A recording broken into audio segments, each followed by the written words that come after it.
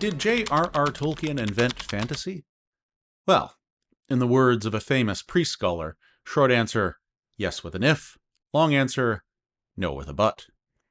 Hello, and welcome to the inaugural video essay of The Magical Humanist. Because this is our first installment, a bit of table setting is in order. I'm Christopher. I'm a professor of English. I'll be writing and narrating these videos, while my beautiful and talented wife will produce and edit. Also, any original artwork you see is hers. What we'll be doing here, and on the accompanying Substack page of the same name, is exploring a wide range of topics pertaining to fantasy and speculative fiction and related genres. Our first clutch of videos will be about Tolkien and the Lord of the Rings. After that, well, you can expect a fair number of video essays on Terry Pratchett and Discworld, and I have a few ideas in the hopper about Game of Thrones, galactic empires, fantasy and cartography, post-apocalyptic visions, perhaps a zombie or two here and there, weird fiction and the legacy of H.P. Lovecraft, and hopefully much more. So stay tuned. And I promise this will be the only time I say this. Please consider liking and subscribing. Now, back to my opening question. Did Tolkien invent fantasy? Short answer, yes. If you ignore all the fantasy that preceded Tolkien, the fantasy that was contemporaneous with his own composition of The Hobbit and The Lord of the Rings, or for that matter, all the myth, legend, and medieval literature that influenced Tolkien's world building. So, did Tolkien invent fantasy? Long answer, no.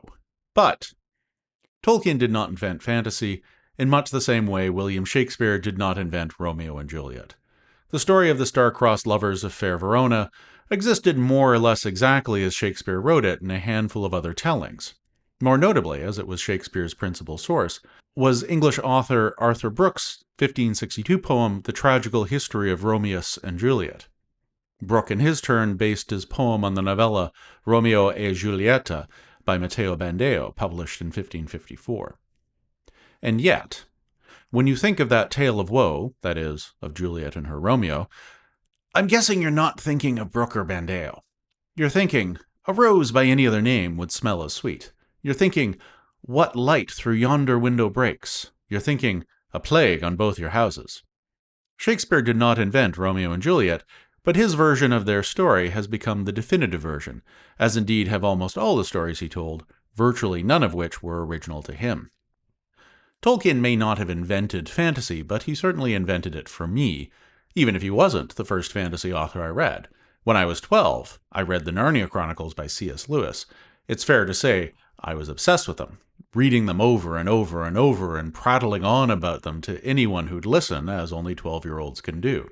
Usually adults responded with a glazed look and a distant, oh, yeah, interesting. Then one day, when I was enthusing to our neighbor, he looked at me keenly and said, well, C.S. Lewis is okay, but he's got nothing on Tolkien. I was taken aback, because this was the first time that, one, an adult who wasn't my parents actually seemed to pay attention to my enthusing, and two, he had the temerity to question the basis of that enthusiasm. Though this was momentarily confusing to me, there was nothing else for it. I now had to read this Lord of the Rings book, either because my neighbor was right and something better than Narnia existed, or he was wrong and needed to be told as much. When I found it at the bookstore, the single-volume edition was so dauntingly big I nearly balked. But I was able to convince my mother to buy it for me, swearing up and down that yes, I would read the entire thing. And I did. And all apologies to C.S. Lewis fans, among whom I still count myself, but our neighbor was absolutely correct. Narnia had nothing on Middle-earth.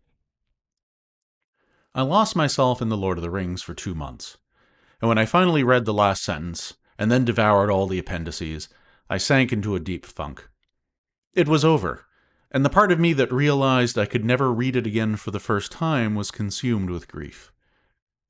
My mother, however, growing impatient with my moping in the days that followed, went to our local bookstore and explained the situation to the helpful woman working there. I've got just the thing, said the bookseller, and shortly after that, my otherwise endlessly patient mom slammed a thick paperback down in front of me and snapped, there, read that, and cheer up. The book was The Sword of Shannara by Terry Brooks. I tore through it in a few days, happy to find myself in a familiar fantasy landscape. But it was a very familiar fantasy landscape. Two reluctant adventurers rousted by a wizard from their sheltered village and sent on a quest, a Dark Lord slowly rebuilding his power, a magical talisman that will defeat that Dark Lord, elves and dwarves, a fellowship formed and fractured. Even at the callow age of 12, I thought, wow, this is totally ripping off The Lord of the Rings. The best description I've ever heard of Terry Brooks' Shannara novels is that they're Tolkien methadone, not the pure, uncut product, but something that will ameliorate your withdrawal symptoms. It did the trick in that respect, as did the countless fantasy novels I read over the following years. The question isn't really whether Tolkien invented fantasy, so much as the ways in which The Lord of the Rings becomes indelibly associated with the genre. In the same way you can't categorically say Tolkien invented fantasy, you cannot have an honest and thorough understanding of the genre that doesn't recognize him as a central figure, if not the central figure. This is what my 12-year-old mind dimly grasped with The Sword of Shannara, but I also probably would have had the similar reaction had I read a work of fantasy that preceded Tolkien, like George MacDonald's The Princess and the Goblin or Robert E. Howard's Conan stories.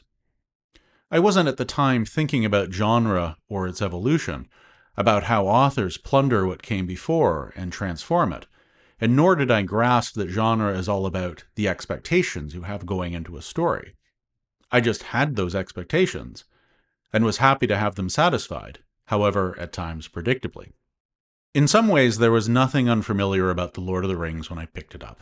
I loved mythology and folklore, and had read about King Arthur, so I was familiar with quests, and magic, and wizards. Hobbits were a novelty, but trolls and elves and dwarves were old hat. Articulating to myself what was new and revelatory and indeed life-changing about The Lord of the Rings is a project of a life of letters and scholarship, and thus not something that can be satisfactorily addressed in a 10-minute video essay. But then that project is why I'm here, why I'm a professor of literature, and why I'm inaugurating The Magical Humanist with this very question. In his essay on fairy stories, Tolkien illustrates these issues with the metaphor of the cauldron of story. Stories emerge from a common pot, he says, all composed of the same basic ingredients.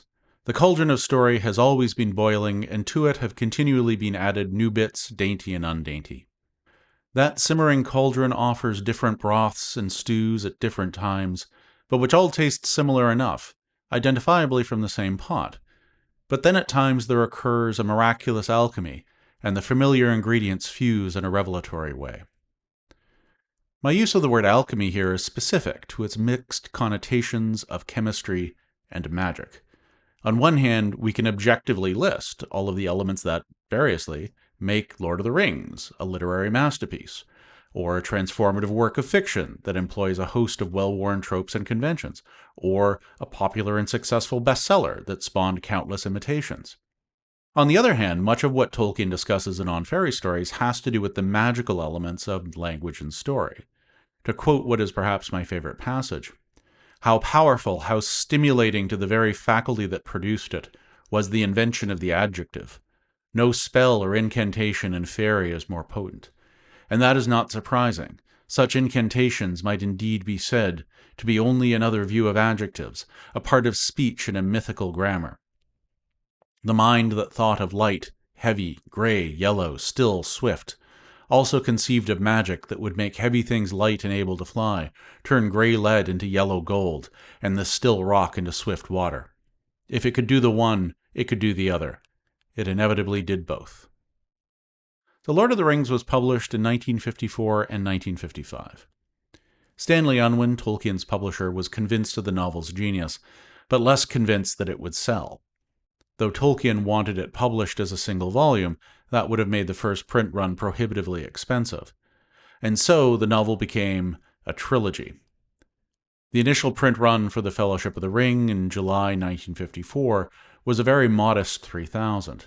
The Two Towers run was only slightly larger when it came out that following November. Word-of-mouth enthusiasm more than doubled those numbers for Return of the King a year later, to 7,000. But 7,000 copies was still quite modest, and infinitesimally small compared to the sales Lord of the Rings would post over the intervening 7 decades. As of 2021, It is estimated that The Hobbit and Lord of the Rings have collectively sold over 600 million copies. So, did J.R.R. Tolkien invent fantasy? Well, perhaps not. But he certainly brought the magic. Or, to use a metaphor he'd probably appreciate more, he planted seeds that flourished. And though the forest always lived around him, his great tree provides the shade beneath which fantasy continues to live.